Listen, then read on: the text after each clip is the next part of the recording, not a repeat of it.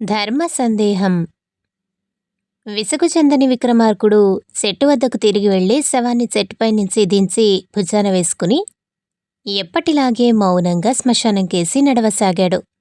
అప్పుడు శవంలోని భేతాళుడు, రాజా, ఇంతసేపుగా మన ఇద్దరికీ మైత్రి నడుస్తున్నది గదా, నీకు నేను ఎక్కువ, ఆ శ్మశానంలోని భైరాగి భిక్షువు ఎక్కువ? ఈ ధర్మ సందేహాన్ని గురించి నువ్వు ఆలోచించాలి. ఇలాంటి ధర్మ సందేహాలు ఎవరికో ఎప్పుడో అరుదుగా ఏర్పడుతూ ఉంటాయి. వింధ్యదేశపు సేనాని కూతురైన రత్నావళికి కలిగిన ధర్మ సందేహాన్ని గురించి చెబుతాను. విని నీ శ్రమ మర్చిపో అంటూ ఈ విధంగా చెప్పసాగాడు. ఒకప్పుడు వింధ్యరాజు వద్ద శ్రీమంతుడనే సేనాపతి ఉండేవాడు. ఆ దేశంలోని ఒక ప్రాంతంలో దొంగతనాలు, దోపిడీలు అవి విచ్ఛిన్నంగా సాగుతూ ఉండేవి. శ్రీమంతుడు ఆ ప్రాంతంపైన తన సేనలతో ఎన్నోసార్లు దాడి చేశాడు. కాని ఒక్కసారి కూడా దొంగలు దొరకలేదు. దొంగలు వాళ్ళు కాజేసిన సొత్తు కూడా గారడీలాగా మాయమైపోతూ ఉండేది. దొంగల బాధ అనుభవించేవాళ్లు కూడా ఎన్నడూ ఒక్క దొంగను కూడా పట్టలేకపోయారు. పోయిన సొత్తు తిరిగి ఎవరి కళ్ళా పడలేదు. ఇది శ్రీమంతుడికి పెద్ద సమస్య అయిపోయింది. దాంతో అహోరాత్రాలు మథనపడుతూ ఉండగా ఆయనకు మరొక సమస్య వచ్చిపడింది. అది ఆయన కుమార్తె అయిన రత్నావళి వివాహ సమస్య. రత్నావళి చాలా అందమైనది, బుద్ధిమంతురాలు కూడాను. అందుచేత ఆమెను పెళ్లాడతామని అనేక మంది యువకులు, రాజవంశాలకు చెందినవారు సైతం వచ్చారు. ఈ యువకులలో రాజసింహుడనేవాడు కూడా ఉన్నాడు. అయితే రాజసింహుడు రత్నావళిని పెళ్లాడగోరి వచ్చినవాడు కాదు. అతను సేనాపతిని మరొక సహాయం అర్థించడానికి వచ్చాడు. అతని కోట దొంగలుండే ప్రాంతంలోనే ఉన్నది. దొంగలు అప్పటి వరకు అతనిపైకి రాకపోయినప్పటికీ వారిని ఎలాగైనా పట్టుకుని శిక్షించాలన్న కోరిక అతనిలో ప్రబలంగా ఉన్నది. ఎందుచేతనంటే ఆ ప్రాంతానికి అతనే గొప్పవాడు. సేనాపతిగారు, నాకు తగినంత సేనను ఇచ్చినట్టయితే వాళ్ల ఖర్చంతా నేనే భరించి పోషిస్తాను. మా కొండ ప్రాంతంలో నివసించే వాళ్లను సేనగా తయారు చేయగలను గాని వాళ్ళు చాలా మొరటు మనుషులు. అదీగాక ఆ ప్రాంతంలో ఎవడినీ నమ్మటానికి లేదు. మీరిచ్చే సేన నా కోటకు రక్షగా ఉండటమే కాక దొంగల జాడ తెలిసినప్పుడు వాళ్లను వేటాడటానికి కూడా పనికి వస్తుంది. నేను ఎన్నోసార్లు దొంగలను వేటాడి దాదాపు పట్టుకున్నాను కూడాను. అయితే నా వెంట వచ్చిన వాళ్ళు సమయానికి పారిపోయి నన్ను దొంగలకు అప్పగించినంత పని చేశారు. కనుక నేను కోరిన ప్రకారం చేశారంటే మీ సమస్య కూడా తీరిపోతుంది అన్నాడు రాజసింహుడు సేనాపతితో. సేనాపతి ఏదీ నిర్ణయించక మునిపే రాజసింహుడు రత్నావళిని చూడటం తటస్థించింది. అతను రత్నావళిని వివాహమాడకోరి తన ఈ కోరికను కూడా సేనాపతికి నివేదించాడు. సేనాపతికి రాజసింహుడిపై గురి కుదిరింది. అతను అందమైన యువకుడు. వారిది గొప్ప వంశం. అతను దొంగలు చెలరేగే ప్రాంతంలో ఉంటున్నాడు. ఆ ప్రాంతంలో తనకు సన్నిహితుడైన బలవంతుడొకడు ఉండటం అన్ని విధాలా మంచిది. అతను తన అల్లుడే అయ్యే పక్షాన కొంత సేనను అతని పరం చేయటానికి సంకోచించిన అవసరం ఉండదు. ఇవన్నీ ఆలోచించి రాజసింహుడికి తన కుమార్తె రత్నావళిని ఇద్దామనే శ్రీమంతుడు నిర్ణయించాడు. ఆయనను ఒక్క విషయమే బాధించింది. అదేమిటంటే తన కుమార్తె వెళ్ళక అలాంటి ప్రాంతానికి కాపురం వెళ్ళటం. అయితే ఆయన ఈ దొంగల బెడద త్వరలోనే తీరిపోతుందని, అంతదాకా ఏదో ఒక మిషపైన తన కుమార్తెను తన వద్దనే ఉంచుకుందామని ఆశించాడు. రత్నావళి రాజసింహుల వివాహం వైభవంగా జరిగింది. మామగారిచ్చిన సేనతో రాజసింహుడు బయలుదేరేటప్పుడు అతని వెంట రత్నావళి కూడా బయలుదేరింది. అమ్మా, పెళ్ళి అయిందో లేదో అప్పుడే మమ్మల్ని విడిచి వెళ్ళిపోవాలా? కొద్ది రోజులు ఇక్కడే ఉండరాదు? ఎప్పుడు వెళ్ళాలని ఉంటే అప్పుడే నీ భర్త వచ్చి నిన్ను తీసుకుపోతాడు గదా. ఎంతో కాలంగా ఆ ప్రాంతంలో పరిస్థితి చాలా అరాచకంగా ఉన్నది అన్నాడు శ్రీమంతుడు కూతురితో. ఒకరిని పెళ్లాడినాక పుట్టింటనే అంటిపెట్టుకోవడం శ్రీధర్మం కాదు నాన్నా. మిమ్మల్ని ఏనాడు చూడాలనిపించితే ఆనాడే రాగలను. కొండంత భర్త ఉండగా నాకు దొంగల భయం ఉంటుందా అని రత్నావళి తండ్రికి నచ్చజెప్పి భర్త వెంట వెళ్ళిపోయింది. కాపురానికి వెళ్ళింది మొదలు రత్నావళికి మనశ్శాంతి లేదు. ఎవరి నోట విన్నా దొంగలు చేసే ఘోరాలే. వాళ్ళు చేసే దోపిడీలకు, హత్యలకు అంతులేదు. ఆమె ఉండే కోట చాలా పెద్దది. అందులో పగలంతా వందలాది నౌకర్లు ఉండేవారు. కాని రాత్రి అయ్యేసరికి బిక్కుబిక్కుమంటూ ఉండేది. దీనికి తగ్గట్టుగా తరచూ రాత్రివేళ రాజసింహుడు దొంగలను వేటాడబోయేవాడు. రత్నావళి చీమ చిటుక్కుమన్నా హడలిపోతూ కన్ను మూయలేకపోయేది. దొంగలకు ఒక నాయకుడున్నాడట. వాణ్ణి గురించి, వాడి శక్తులను గురించి నమ్మశక్యంగాని కథలు ఎన్నో రత్నావళి విన్నది. తన భర్త పట్టుకోటానికి ప్రయత్నించుచున్నది వాణ్ణే. ఏ అర్ధరాత్రి వేళ తన భర్త వాడికి చిక్కిపోతాడోనని రత్నావళి హడలిపోతూ తన భర్తని కాపాడమని 1000 దేవుళ్లకు మొక్కుకునేది. రాజసింహుడు సైన్యాన్ని తెచ్చి తన కోటలో ఉంచినా కూడా దొంగల విజృంభణ ఏమీ తగ్గలేదు. దొంగలు కోటపైకి వస్తే ఏమయ్యేదో గాని వారు ఆ ఛాయలకు కూడా రాలేదు. క్రమంగా రత్నావళికి భయం తగ్గిపోయింది. ఆమె భర్తను గురించి కూడా భయపడటం మానేసింది. 1 ఏడాది గడిచింది. రత్నావళి ఒక పిల్లవాణ్ణి కన్నది. ఆ పిల్లవాడికి ఒక దాదీని ఏర్పాటు చేశారు. ఈ దాది రత్నావళి వెంట వచ్చినదే. ఒక రోజున ఈ దాది కంగారుగా రత్నావళి గదికి వచ్చి, అమ్మా, మనమిక్కడ ఒక్క క్షణం కూడా ఉండరాదు. వెళ్ళిపోదాం పదండి. దొంగలంటే ఎవరో కాదు, మన కోటలో రోజూ పనిచేసేవాళ్లే. వాళ్ల నాయకుడు కూడా మన అయ్యగారే. నేను వాళ్లను కల్లారా చూశాను అన్నది. ఈ వార్త విని రత్నావళి నిర్ఘాంతపోయింది. కాని కొంచెం ఆలోచిస్తే అది నిజం కావచ్చునని ఆమెకు తోచింది. అందుకే దొంగలు ఏనాడు ఈ కోటపై పడలేదు. అందుకే తన భర్త దొంగల నాయకుణ్ణి ఇన్నాళ్లుగా వేటాడుతున్నప్పటికీ ఆయనకు ఏ అపాయమూ రాలేదు.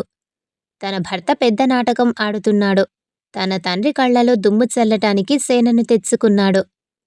సేన కోటలో ఉన్నది. బయట దొంగతనాలు జరుగుతున్నాయి. దొంగలను రోజూ వేటాడుతున్నట్టు నటిస్తున్నవాడే దోపిడీలు, హత్యలు చేస్తున్నాడు. అయితే రాజసింహుడు తనపైన ఎంతో ప్రేమగా ఉంటాడు. అటువంటివాడు దొంగ, హంతకుడు అని ఆమె నమ్మలేకపోయింది.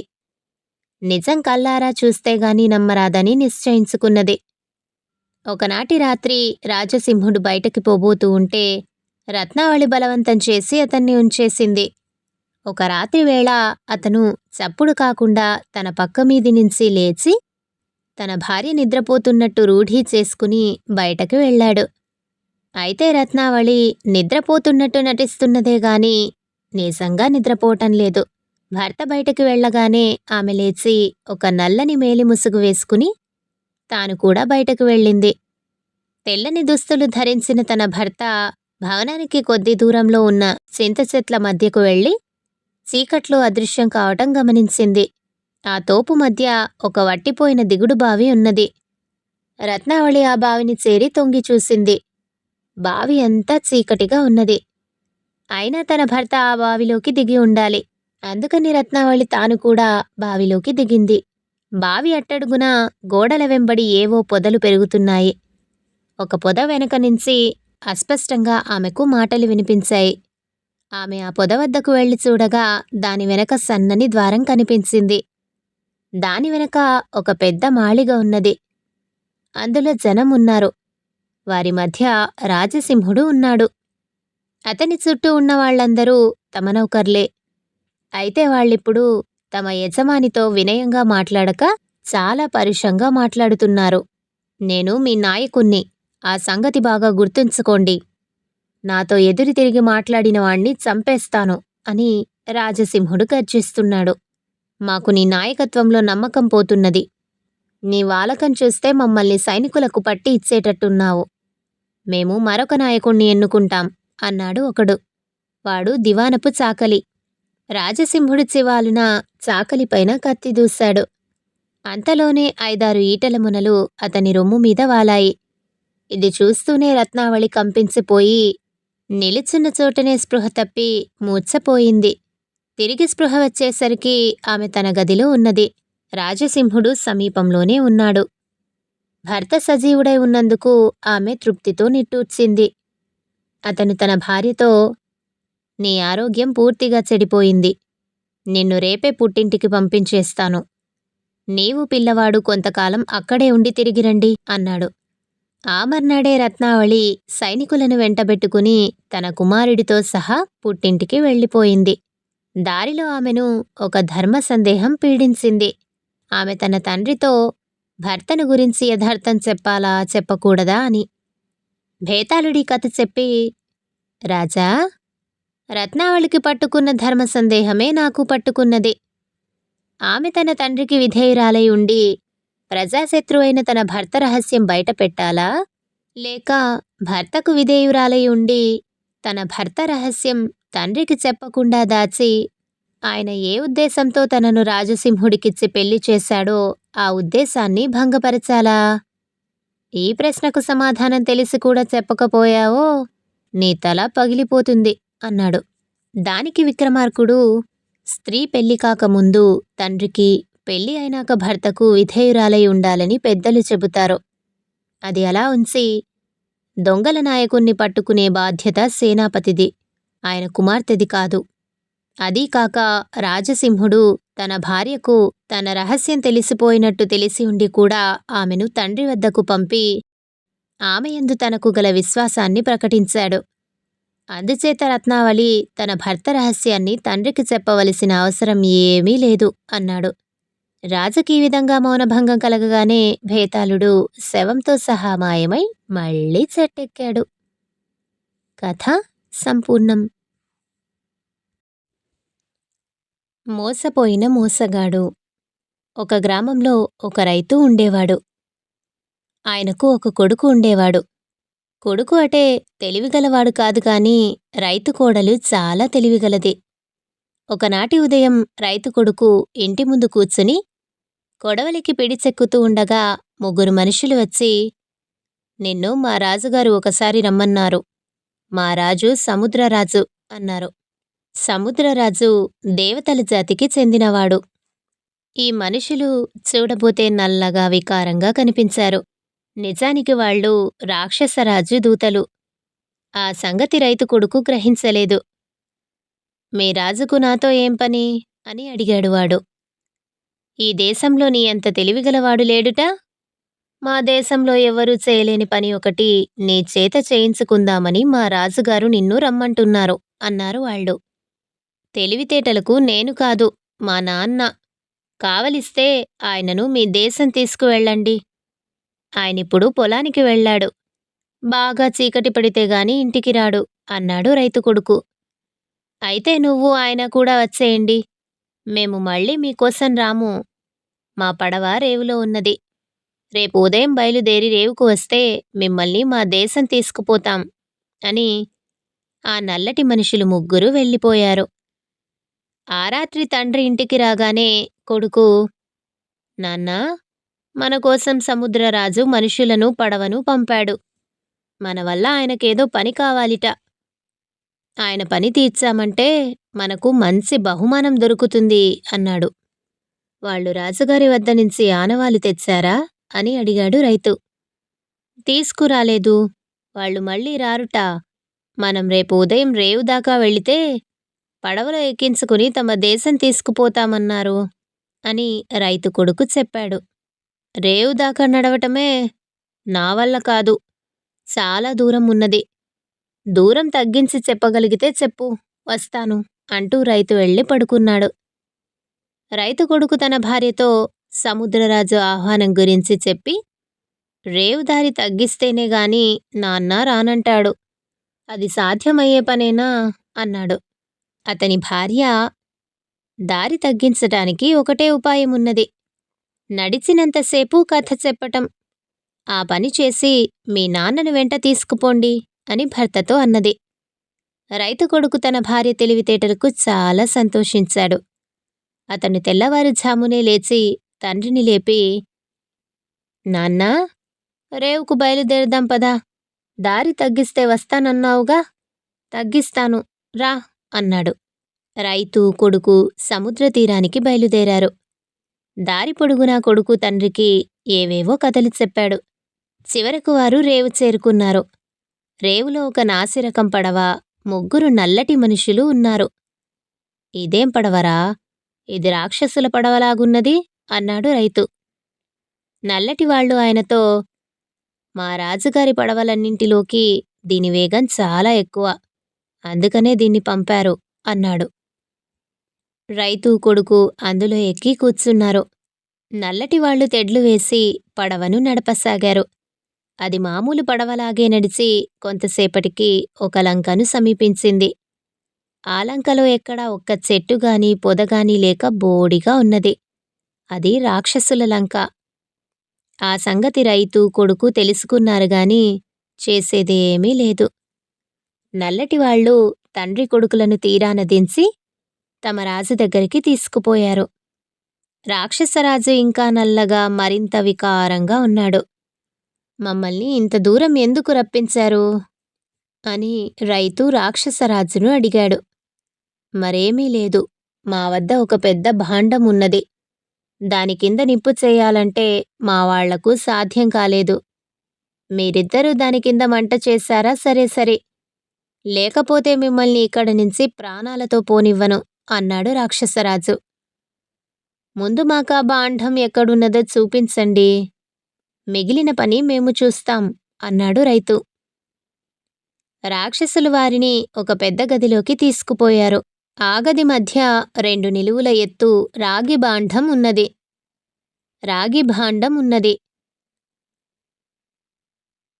రైతు రాక్షసులను గది బయటకు పంపివేసి తలుపు గడియ పెట్టాడు. తర్వాత తండ్రి కొడుకులిద్దరూ ఆ భాండం చుట్టూ తిరిగి వచ్చారు. రైతు తన కొడుకుతో, నాయనా, ఈ భాండం సంగతి నీకు తెలుసా? ఇది అక్షయ భాండం. మన దేశపు రాజుగారి ముత్తాతగారు రోజూ ఇందులో అన్నం వండించి అడిగిన వారి కళ్ళా లేదనకుండా పెట్టేవారు. దాన్ని ఈ రాక్షసులు ఎత్తుకొచ్చి ఇక్కడ పెట్టుకున్నారు అన్నాడు. ఇప్పుడు మనం ఈ రాక్షసుల బారి నుంచి బయటపడేది ఎలా నాన్నా అన్నాడు కొడుకు ఆదుర్దాగా. దానికి ఉపాయం నేను చూస్తాన్లే అంటూ రైతు గది తలుపు తెరిచి రాక్షసులను కేకపెట్టాడు. వాళ్ళు వచ్చి భాండం కింద మంట చేశారా అని అడిగారు. మంట చేస్తాం. గాలి ఊదితే మంట అవుతుందా? నేరేడు కట్టెలు, మామిడి కట్టెలు, చింతకట్టెలు, పొన్న కట్టెలు, రావి కట్టెలు, మర్రి కట్టెలు, మారేడు కట్టెలు, వెలగ కట్టెలు, వెదురు కట్టెలు, ఇలా 9 రకాల కట్టెలు తీసుకురండి. దూది, చెక్కుముకురాయి, ఇనప ముక్క తీసుకురండి. క్షణంలో మంట చేస్తాం అన్నాడు రైతు. రాక్షసులు తమ రాజు వద్దకు వెళ్ళి రైతు అన్న మాటలు చెప్పారు. రాక్షసరాజు వచ్చి, మీకు మతిపోయిందా ఏమిటి? మా లంకలో గరిక కూడా మొలవదు. చెట్టు అన్నది అస్సలే లేదు. కట్టెలు ఎలా వస్తాయి అన్నాడు. మీ దేశంలో లేకపోతే మా దేశం నిండా కట్టెలే. మా కోడలిని అడిగి మీ వాళ్లను పట్టుకురమ్మనండి. మీ మనుషుల వెంట మీ కొడుకులిద్దరినీ పంపితేగాని అది నమ్మదు అన్నాడు రైతు. వాళ్ళు కట్టెలు తెచ్చిన దాకా ఈ గదిలోనే ఉండండి అంటూ రాజు తండ్రి కొడుకులను భాండమున్న గదిలో బంధించి తన కొడుకులను పడవ నడిపేవాళ్లను రైతు ఉండే దేశానికి పంపాడు. రాక్షసరాజు కొడుకులు రైతు ఇల్లు చేరుకుని రైతు కోడలితో, మేము రాక్షసరాజు కొడుకులం. నీ మామ, భర్త మా దేశంలోనే ఉన్నారు.